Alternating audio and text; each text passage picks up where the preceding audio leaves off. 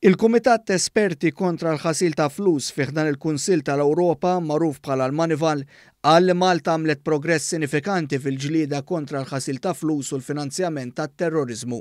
F'rapport li ġie ppubblikat minn sensiela ta' rapporti oħra tal-Manival jingħad li b'mod ġenerali Malta laħqet il-kriterji stabbiliti mill-istituzzjoni tal-Kunsill tal-Ewropa wara qatt ta' riformi mbuttati wkoll fl-aħħar xhur taħt l-amministrazzjoni tal-Prim Ministru Robert Abela. Fil-fatt ir-rapport jgħid Malta has made progress to address the technical compliance deficiencies identified in the MER. Il-Manival qal ir-rating ta' Malta fir-rigward tal-ġlieda kontra l-ħasil ta' flus mhux wieħed li ma jżommx ma' parti mill-kriterji stabbiliti li jagħmlu pajjiż serju fis-settur finanzjarju.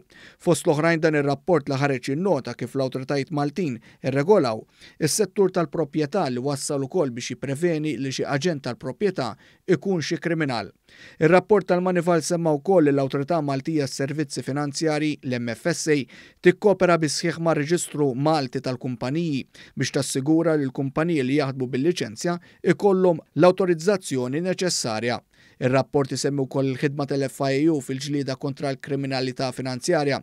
Il-Manival innota wkoll titjib fl-ispeditezza tar-rapporti li jidħlu fuq transazzjonijiet suspettużi.